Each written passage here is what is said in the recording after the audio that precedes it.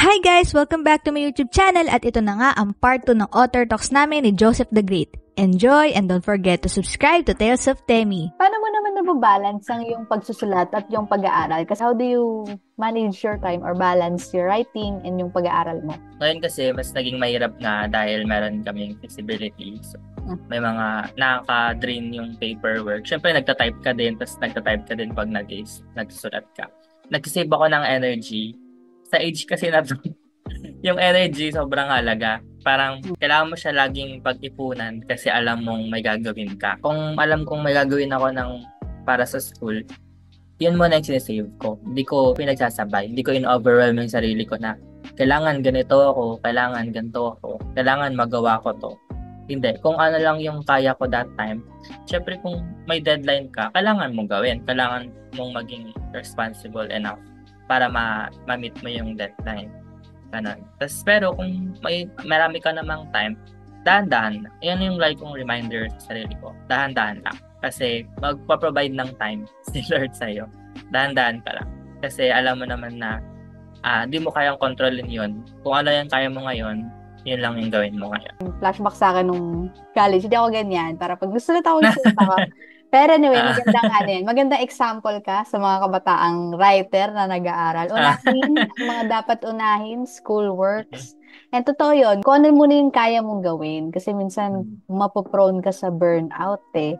So anyway, ayun nga. Pansin ko naman sa'yo, parang ang talagang love mo yung pagsusulat. Kaya yung mga challenges ng kinakaharap mo, madali lang. Siyempre, may takeaways din ako na nakuha. Na-remind lang din tayo ni Joseph na we need to remember din kung ba't ba natin sinusulat, na make sure mahal natin yung sinusulat natin, super interested tayo. Kasi malaki talaga yung chance na ma-stuck or hindi mo matuloy yung story kapag hindi ka interesado. Kasi ako naniniwala, share ko lang na ayun nga, pag talagang love mo yung characters mo, no, katulad ni Joseph, like pag nagsisimula ka, hindi ka agad nakabase doon or nakatingin doon, wala nagsusulat, parang nakaka-discourage. Pero totoo kasi, alam mo naman kasi ang technology, pag nakakuha kasi ng notifications, di ba, parang may dopamine, gano'n. Kaya parang yung utak mo ay nahanap-hanap yung ganung spike. And lalo na dyan yung mga authors na katulad ko nakaranas na, before ganito yung stats na nakukuha namin, tapos biglang wala na. Pero, biglang nag-drop. Pero anyway, gusto ko lang din i-remind ng ating viewers na like na sinabi ni Joseph, make sure na mahal niyo yung character.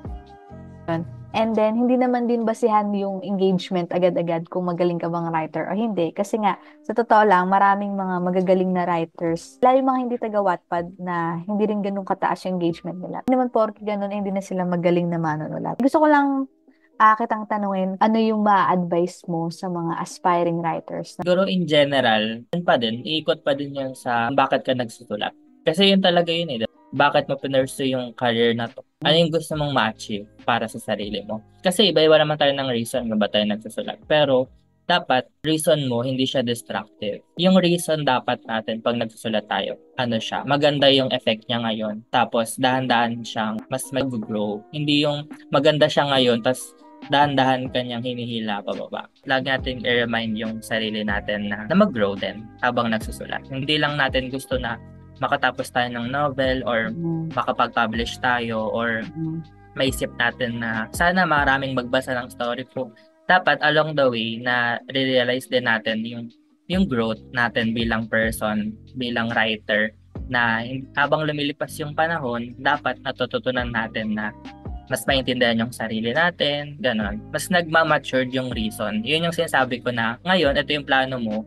Tapos hanggang abang lumilipas, tinuturuan ka niya na mas mag-grow at mas lumalalim yung sinimulan mo kung ba't ka nagsusulat. Hindi lang basta na lang gusto mo makapag-publish, kundi kasi love mo siya eh. Love mo yung pagsusulat and gusto mo siyang i-express ng mas mabuti. Tama yun. Very nice. And alam mo, gusto ko ding idagdag na tanong kasi alam ko lahat naman tayo nakakaranas nito na makatanggap ng mga feedback, especially yung mga negative criticism, ganyan. So, sabihin natin iba, bashing, yan. Alam ko may mga instances siguro na naranasan mo yun, but paano mo na-overcome yung ganun? Paano mo ina-handle yung mga critics? First peak era ko nung 2017 pa yun. Siyempre, first peak ko first time kong maraming magbasa. First time ko yun na magkaroon ng million reads ng 2017. Pinapatulan ko, tapos naapektuhan ako. Ang naging reason yun para mas mahirapan akong magsulat. Compare noon sa ngayon, kapag nakakita ko nung ganun, hindi ko na siya pinapansin. Sa buong journey ko ng pagsulat, isa yung natutunan ko na lagi kong pinapaalala sa sarili ko is yung hindi mo talaga mapipilis lahat ng tao kahit anong gawin mo. Lagi pa rin may masasabi yung tao na ang pangit, ayoko, di ko gusto yung writing style niya, ang cringe, di ko feel. May mga ayaw, may mga gusto. So, balance, 'di ba? Kasi ang pangit naman kapag lahat gusto ka. Ang hirap i-maintain 'yon, 'di ba? Tsaka ang pangit din kapag ayaw ka ng lahat. So, mas maganda na balance, 'di ba? Mas maganda na naiintindihan mo na hindi mo makukuha lahat. And mas naiintindihan mo na lagi kang may room for improvement. Tapos mas na-appreciate mo din yung sarili mo. Tama naman yun. We cannot please everyone.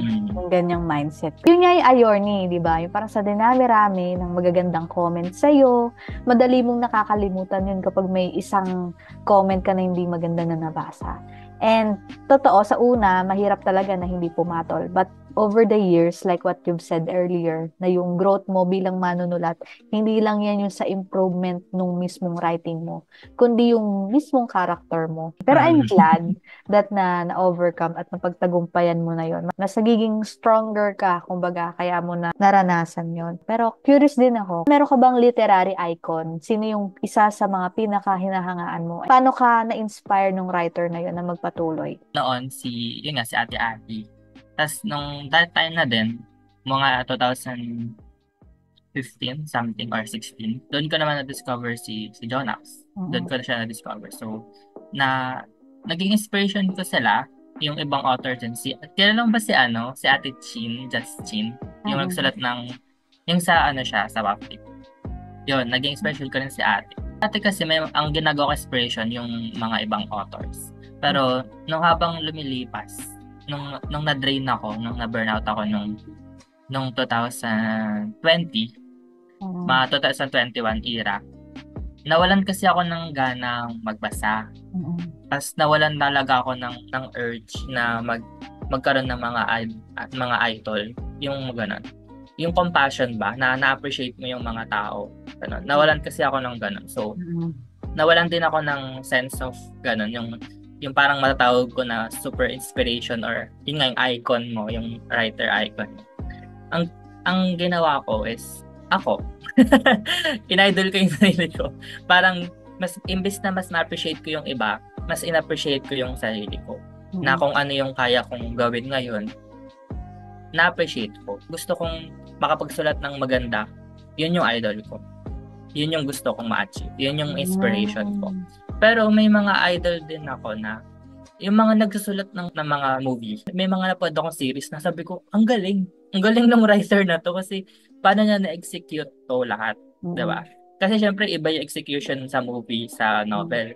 Parang sabi ko, ang galing nila. Ayan, minsan na-inspire ako na gusto ko din mag-execute na magugulat yung reader. Parang yung idol ko is yung aspiration ko para sa sarili. Kung sino yung gusto kong maging. Ganun.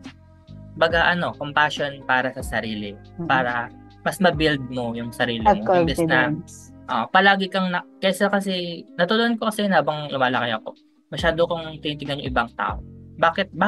Hindi mo ba kaya tingnan yung sarili mo? So natutunan ko na mas i-love ko yung sarili ko. Mas gawin ko inspiration yung sarili ko. Na kasi in that way mas maiwasan mo rin yung comparison. True. Na 'di ba, at least pag nakatingin ka sa sarili mo na ang galing, nasulat ko pala to. Tapos at least natatrack mo yung path mo na naabot ko na yung ina-aspire ko. And gusto ko ulit mag-aspire para sa sarili ko. Pero lagi ko pa rin na-remind sa sarili ko na dahan-dahan at okay lang magkamali. Kasi pagka nag-achieve ka ng perfection sa lahat ng ginagawa mo, madidrain ka, tapos may question mo na yung sarili mo. Diba? So pagka dahan-dahan ka lang and okay lang sa'yo magkamali, doon mo mas mag-build yung compassion mo sa sarili mo and magtutuloy-tuloy ka sa ginagawa mo. Kasi nakafocus ka sa goal mo, sa sarili. Kesa buti pa siya. Ala, ang ganda ng writing style niya. Gusto ko gayahin. Gusto ko same kami ng vibe. Pero, nung time na mas nakikita ko na yung sarili ko, ganun, mas na-appreciate ko na siya. Mas nakakapagsulat ako. Kasi talaga pag yung comparison talaga, Mm. nakaka-suffocate, nakaka-kill din ng passion, ng Mm. creativity. Kumbaga, yung envy, yan, sa mga And, emotions natin. Talagang hindi yan nakakaganda sa mental health. And mm. gusto ko yung sinabi mo, compassion for self. Kasi marami din sa atin na nawawalan ng confidence. And hindi rin naman masama na maniwala ka sa sarili mo. Recently, when I was reflecting bilang isang writer, kasi syempre, parang nakaka-overwhelm pag binalikan mo, ay ganito na pala kalayo yung narating ko. Kasi parang paano nangyari yun? Kasi it all started nung naniwala ka sa sarili mo. Ako naniniwala na yung mga writers na nag-achieve, yung talaga maraming na-achieve, naniwala sila sa sarili nila. Kapag naririnig ko yung mga sinasabi nila, hindi nila ine-expect. Actually, medyo ako dun eh. In-expect mo yun, yung success. Siguro, subconsciously, hindi mo lang aware na may expectations ka. Kasi, parang kumbaga faith. And it's not bad to have faith in yourself. Kasi may iba na parang wala nang tiwala sa sarili. Hindi mo talaga mararating yung parang masyadong negative. Anyway, ayun nga Joseph. Kung meron kang one-liner, encouragement na maibibigay sa kapwa mo manunulat, ano yun? Online encouragement, parang push. Grabe naman, yung one word lang talaga. I mean, sige daw. Okay. Parang pressure. Oo. Kung siguro kasi ako ngayon, ang pinaka mabibigay kong encouragement sa mga nagsulat ngayon, which is na-observe ko din sa kanila, save your energy. Save your energy. Ay, bet. Gusto ko yan. Save. Parang very makakalikasan. Anyway. Pagka natutunan mo i-save yung energy mo, mas matututunan mo mag-manage ng emotion mo. Ng emotion, ng pag-interact, and ng me time, yung parang hibernate mo, and yung mga kailangan mong gawin. Kunwari, house chores, and may pag-usap. Kunwari, may problema kayo sa family, mga ganun. So, pagka naaalat mo yung energy mo, mas naiiwasan mong ma-overwhelm, mas naiiwasan mong ma-anxious, mas naiiwasan mong ma-discourage. Tapos, pagka alam mo yung kung paano i-save energy mo, mas naiiwasan mo na mag-overlap. Tsaka, natututunan mo din mag-draw ng boundaries kasi mahalaga yung boundaries bilang tao. Kailangan natin matutunan kung ano yung hinahayaan natin tsaka hindi, pinapapasok sa hindi. Tsaka, mahalaga yung lahat kasi habang nag-age ka, matututunan mo talaga yun, lalo na yun, yung boundaries. Kasi hindi lahat ng bagay deserve ng energy. Hindi lahat ng bagay is kailangan mong patulan. Parang, choose your battle.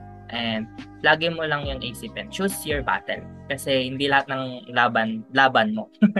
May laban lang dyan, pero hindi mo kailangan laban. Very good. I like it. I love it. Lahat ng nabanggit mo. Gusto ko yon, save your energy. Your Parang energy. tumatak niya sa isip ko.